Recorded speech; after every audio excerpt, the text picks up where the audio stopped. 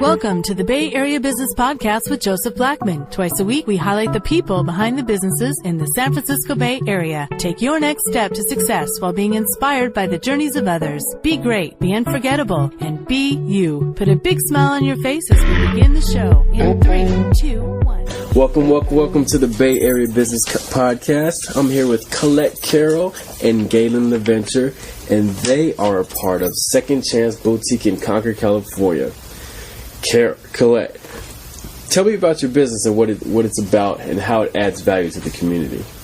Our business is a boutique in Concord, and we have new and used, gently used, clothing, shoes, and accessories for men, women, and children. Nice. I know the men, they don't really get too much of the used stuff. It's usually the women and the kids, but you have the men as well. We do, and you'd be surprised when you can get a $2,000 suit for a couple of $100. I love it. Very gently used. I love it. I love it. So, Galen, what brought you here? Well, Collette brought me here, actually, through her nonprofit. I've worked with her for years, and she had this dream of creating this business and brought me on board with her. Okay, and you spoke about the nonprofit CRI. California Reentry Institute. California Reentry Institute. That is correct. So, Collette, go on a little bit more about that, how it got started, where you brought it from, or where you're trying to take it. Okay. I have been volunteering at San Quentin State Prison for the last 15 years, and I helped start a program there called Impact. And I thought Impact was great, but it was only just scratching the surface of what the men needed in order to be prepared to re-enter society. So it was in 2008, I started CRI, or California Reentry Institute, and we are actually a pre-post-release program approved by California Department of Corrections and Rehabilitation, and we have a 2-year minimum to the gate program run at San Quentin, where men come in every Saturday to either take classes or to have individual case management to help them understand who they are, what they did, where they were, and where they're going. Beautiful. So at San Quentin, what possessed you to go to a place like that and share the word? My husband, who prior to his death 2.5 years ago had been volunteering at San Quentin for 25 years. Nice. So he volunteered me 15 years ago to help. Beautiful. That's a great thing that you give back to the community. We'll get into that in a little bit. We'll get into that. So what is a story about a failure that brought you to your success today? Something that might have set you back, but that gave you more motivation to keep pressing forward. Well, the truth of the matter, it wasn't a failure on our behalf. It was what I saw as a failure in other nonprofits. I have friends, I have acquaintances, I have colleagues who were doing amazing work and were getting funding. They would get grants and they would get funding, and then all of a sudden the funding would dry up. And I felt that just wasn't a chance that I wanted to take. I did not want to depend on grant money and funding for the success of my organization. So I thought about what the answer to that is, and of course the answer is a social enterprise. And people are now realizing across the country that social enterprise is the answer to being self-funded. Okay, social enterprise. It sounds new to me, but I'm sure it's pretty old to you. Could you go in a little bit deeper about what that is? Well, it's when a nonprofit organization actually starts some kind of business. A perfect example is Father Greg Doyle in Southern California with Homeboy Industries. Father Greg Doyle. And his Homeboy Industries, right? He has a restaurant, he has a bakery, he has means in which to not just support his nonprofit, but also to employ people who go through his nonprofit. Beautiful. And there are people in Colorado, I can't remember the name of it right now, that actually gave me the idea. and then a friend of mine who was at the time the incoming president of Concord Sunrise Rotary. Clayton Concord Sunrise Rotary. Okay. And she had read Father Doyle's book. And she came to me and she knew what I was doing. And she said, we need to partner on this. We need to work on this. This is what we need to do.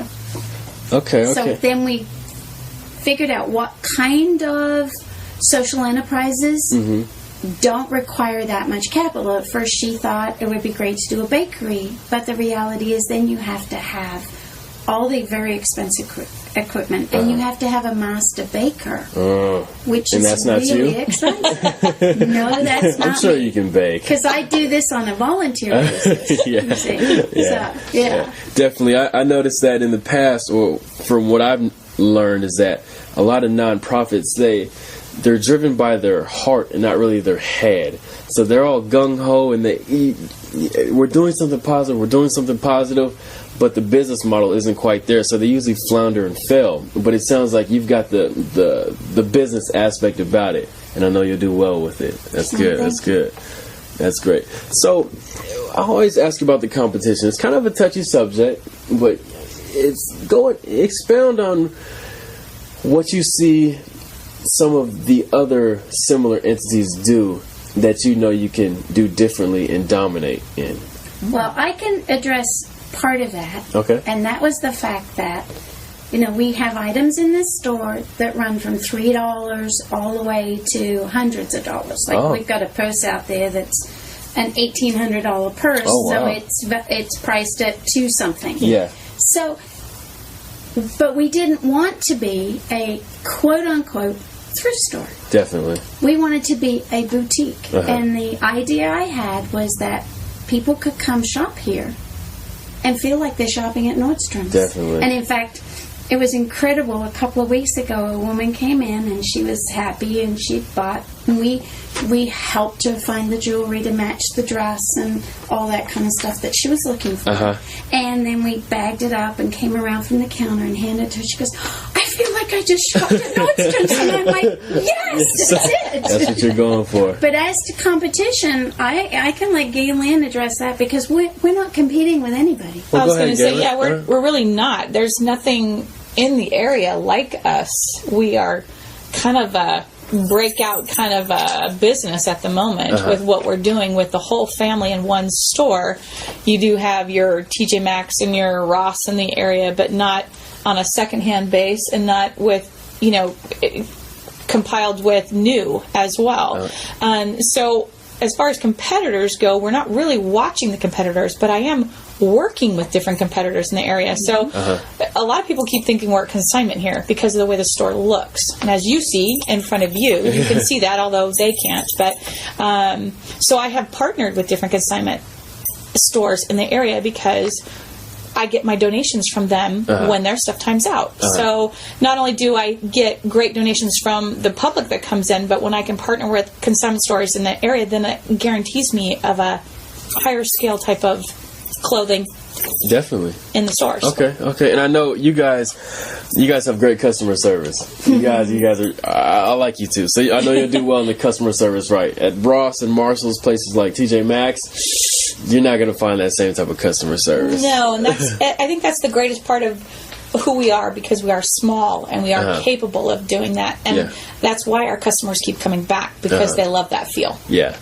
And they love the fact that she knows their name. No, Gaylen. I try. Not always, but I try. Their name, their size. Yeah. She knows they've been here before, what they like. Okay. So, and people love that. They like to feel like they're special. Yeah. And to us, every person who walks through that door, whether they buy something or not, is special. Beautiful. Because they get to come see what we're doing, they get to find out what we're doing, and even if it doesn't touch their heart, at least they understand that people care enough to do something like this, to set up a beautiful store. Yeah. Nice. So, going to your plan for the next year for growth, are you trying to go? Because more customers! More things like this. Yeah. It's visibility. A lot of small businesses like ours, we suffer from obscurity.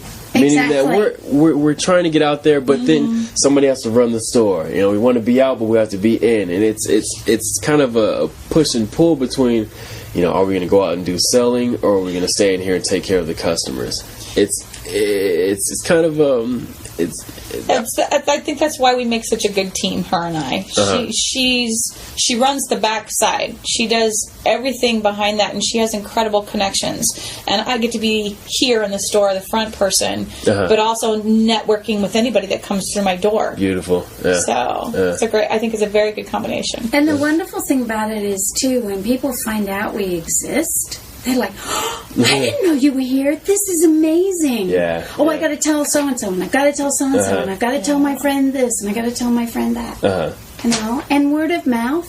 Yeah. Huge. Oh, it's huge in the community. And also PR, we were in the Clayton Pioneer. Nice, we're hoping to be in Contra Costa Times. Yeah. And Diablo Magazine would be awesome. And the Bay Area Business Podcast. And the Bay Area Business Podcast. Absolutely. Even better. Definitely. Drive Time Radio. There you go. There you go. So, we, as business owners, we have to keep evolving, stay up with the current trends and what's going on in the industry. What do you guys do daily, weekly, monthly to keep up with what's going on, to stay ahead of the game? Well, I think we're very lucky. We're fashionistas. Oh, you too. Yeah, I can tell by you too. Oh, thank you. Even though it's not video, you can tell we like to dress nice. Exactly. Yeah. And I think that has a lot to do with our passion with the store itself. It's like we get excited. We get excited when we get items that we know this would be fabulous on that mannequin. And we dress it up, and you'd be surprised how many people come in here and go, oh, that's wonderful. And they want to take it right off the mannequin. Nice. We've sold, I think, on the average, maybe once a week, an item comes off the mannequin because people just love how we put it together. Yeah. And we don't just do the mannequin that way. We do our customers that way. We had a lady come in who was going for a job interview, and she's like, it's been a while since I've been in the workforce. I'm not sure what I should wear. And we just brought her clothes, and we just said, try them on, see what looks good. And then we put jewelry with it, we put a coat with it, we put shoes with it, a belt with it, and then she would figure out what she liked, and we went, she was so grateful. And then, of course, we said, now you've got to come back and tell us you got the job. Yeah. That'll be beautiful when she comes back.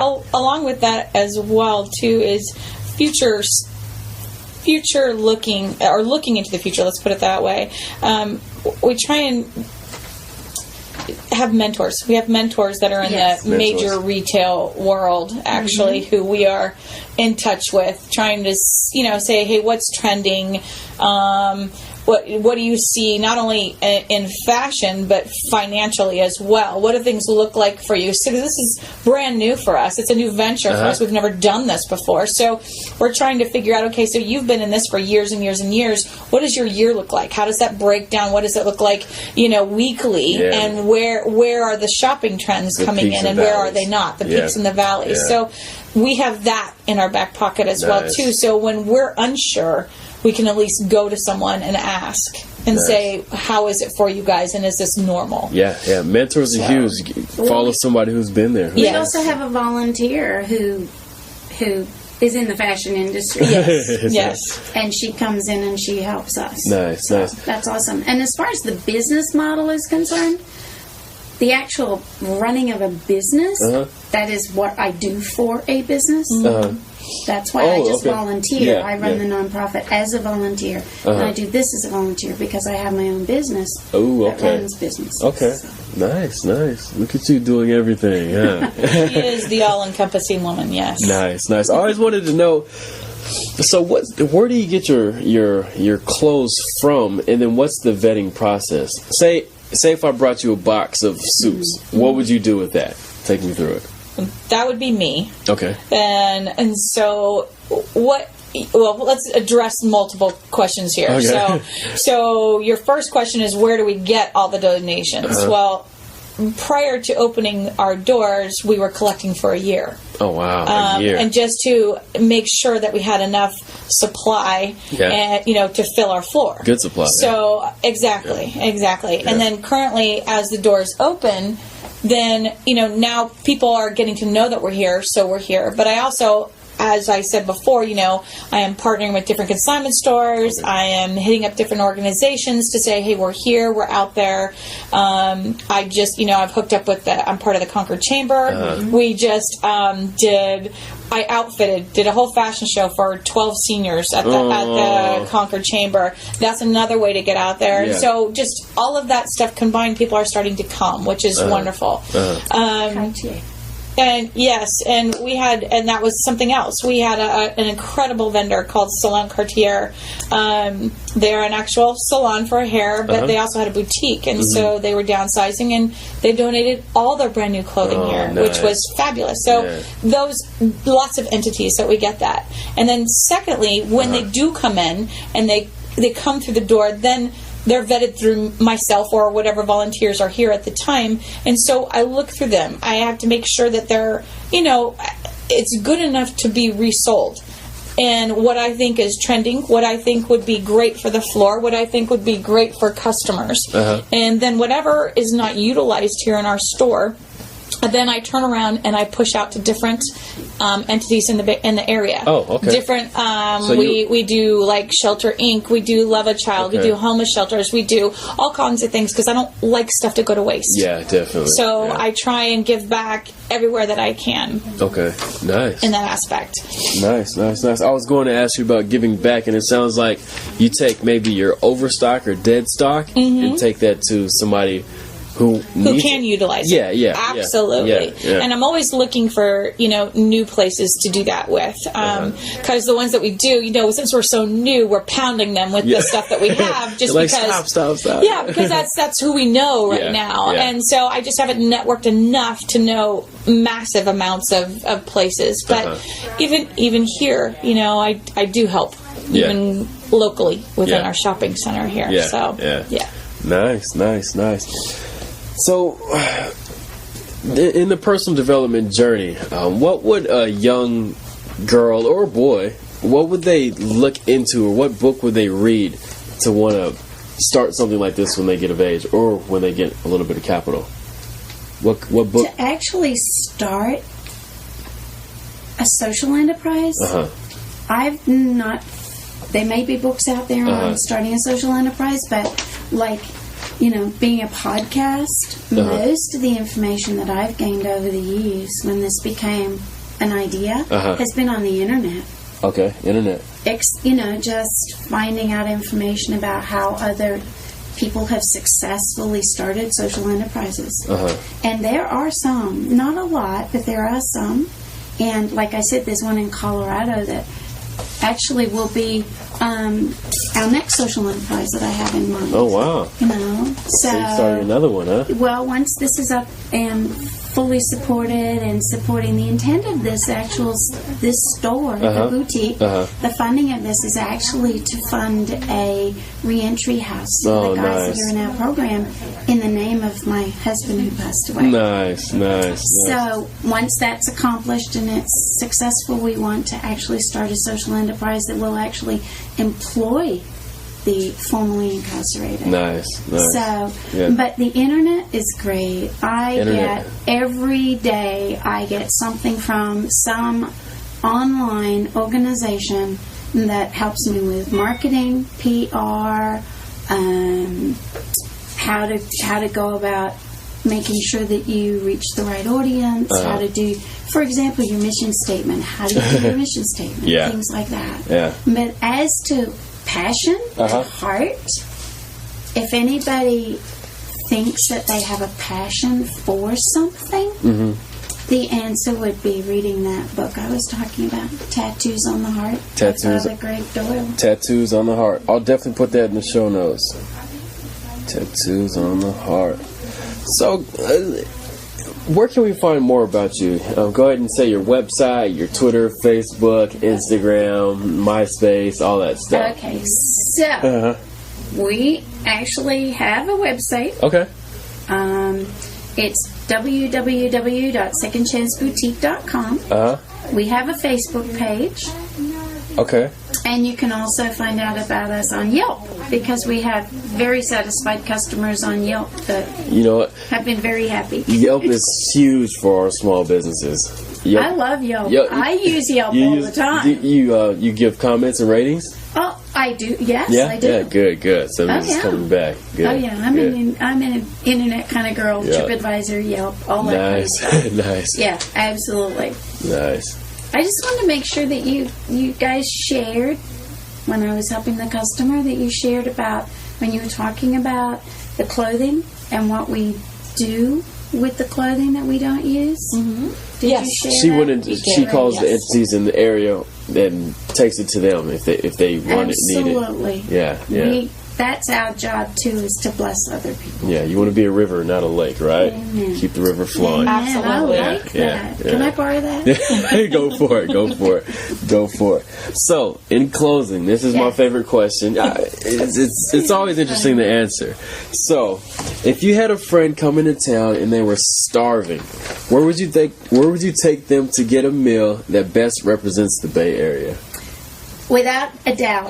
I do it all the time. I'm from Australia, and I have friends from all over the world and all over the country that come visit. Sam's in Tiburon. Sit out there on the deck and just look at the city. Tiburon's a beautiful place, too. It's a beautiful place. Oh, yeah. It's not overly expensive. You can Tiburon's get a burger not expensive? What? Sam's. Oh, Sam's. You can get a burger and fries at Sam's. Nice. It's probably more expensive than your average Burger King. Yeah. But the view is just spectacular. Just there's the city right in front of you. And there's a walkway all the way out. You can walk for about 15 minutes. Beautiful. So, yeah. And the same question. Well, for me, I don't go out much a lot, but if I was going to go, and if they've never been to San Francisco is obviously the place to go since we're so close. And one of my all-time favorite places in San Francisco is called BeetleNet. BeetleNet. And it's like, if you like P.F. Chang's, I always say it's P.F. Chang's on steroids. Nice. So, and the price? Well, no, it's very competitive, actually. It's really not too expensive, but I like it because it's a big family-style kind of thing, but it's right in the heart of San Francisco. Nice. Lots of fun. There's tons of things to do around there. So, if you're going to go and you're going to go to the city, that's one of my all-time favorites. Nice. Well, any closing words, comments, anybody you want to say hi to, any organizations you want to shout out, anything like that? I don't know. I think at this point, I'm just really thankful for the people that are coming, that are regulars here. Definitely. And the word of mouth that they're giving and the reviews that they're giving us. So I just want to shout out to them. Thanks so much, and keep on coming back because we love it here. Definitely. I think a shout out definitely goes to Rotary. That's helped us not just with helping us with the getting started, helping us with donations. Oh, okay. Helping us, introducing us to other Rotaries, like our partnerships with consignment stores that have been amazing. I wish I could mention them all, but if you start, you got to. You have to get them all. Cartier for what they did, Cartier Salon in Walnut Creek. It was amazing. We've just been truly blessed by the people that support us, the people who care about what we're doing, and for the guys that we're supporting and that are working hard to actually show society that you can be changed. That you can be rehabilitated, and that you can actually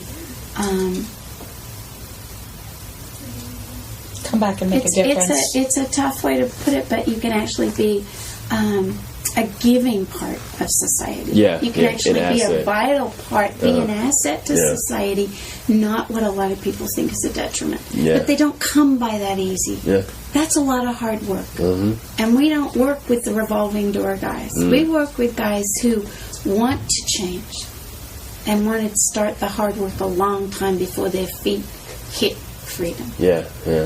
Beautiful, beautiful. Well, thanks you two. It's been great. I could tell that your passion and your caring about your motive, it comes from a good place. And I like to see when the motive is stronger than just the money. Oh, there's. So it's a beautiful thing. I thank you guys what you're doing here. The thing you're doing in San Quentin, that's huge.